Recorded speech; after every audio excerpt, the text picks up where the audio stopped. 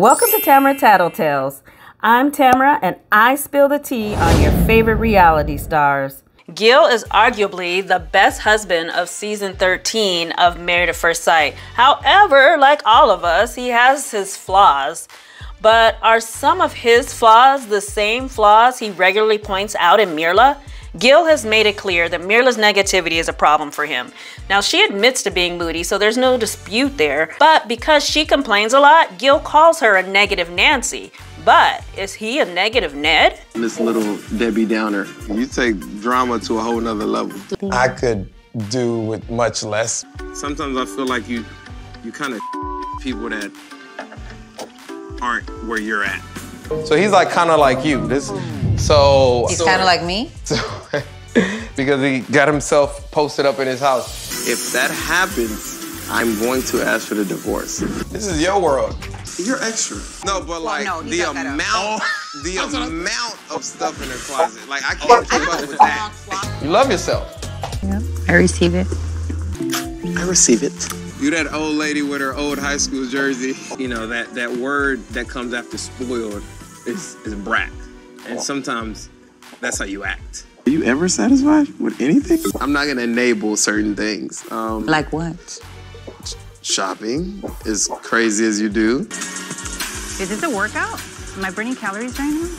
You're burning calories every time you complain. Oh, you sound like you're a brat.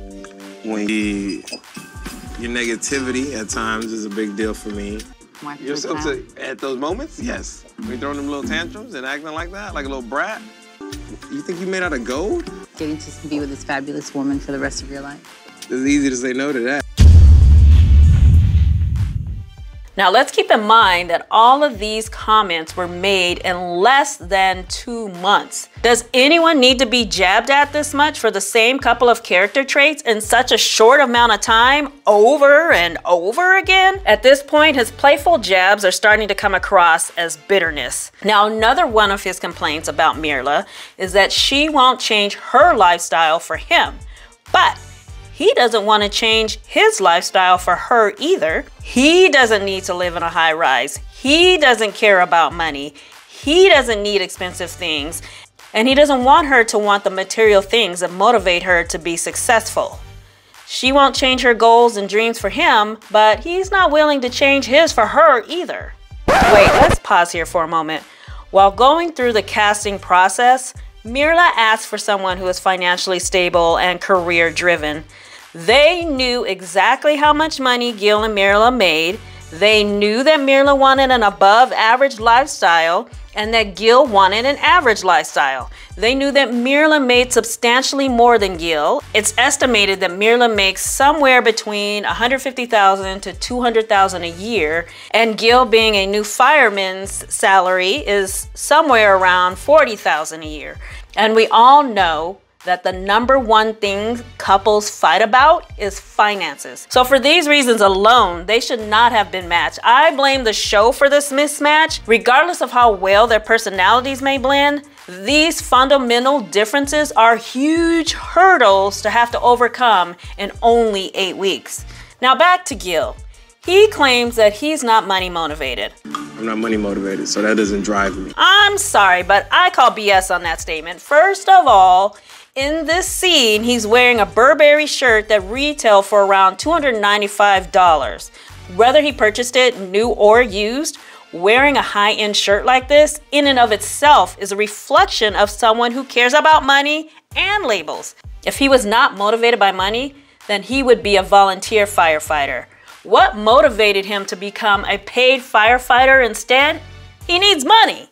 I don't believe not being money motivated is the correct way for him to describe himself. I think Gil is just simple and perhaps a minimalist. But for him to try to tell Myrla what she needs to do financially makes absolutely no sense. Why should she take financial advice from someone who has no savings account?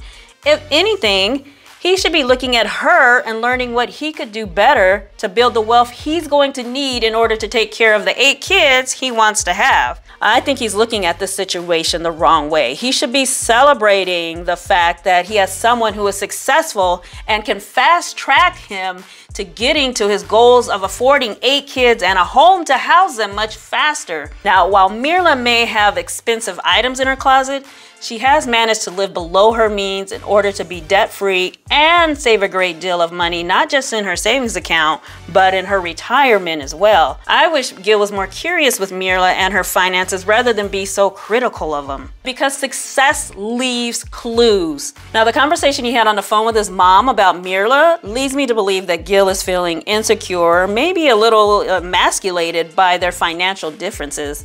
Let me show you what I'm talking about. Gil says, and we were also talking about how to split the bills. She's from a traditional family. Growing up, her father paid the bills, just like in our house. Dad paid for everything. I can pay the bills, I can pay for everything, but there's nothing left afterwards.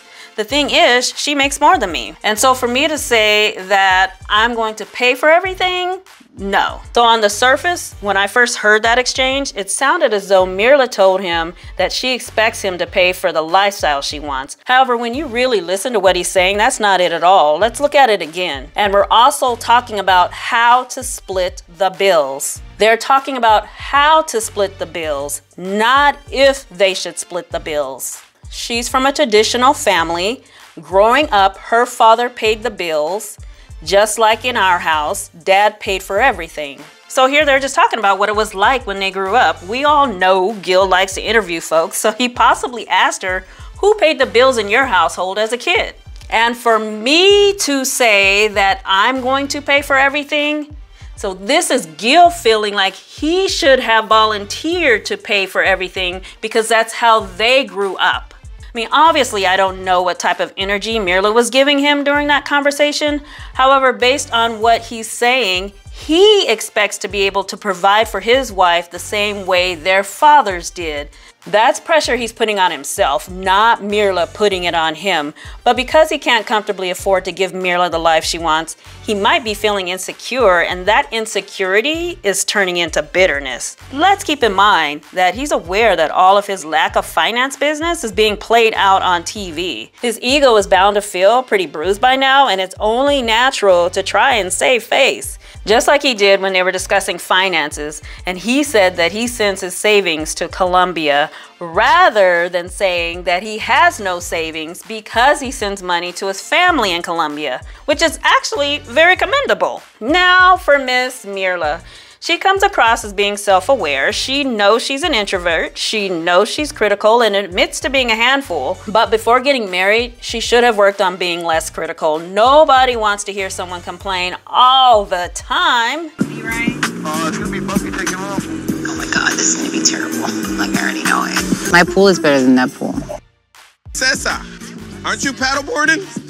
No, because it's kind of Once you get on it, it's easy. Can you get in the water from here, though? I just see, like, murky grass. Take a body shot. Yeah, we're not gonna do that. Why not?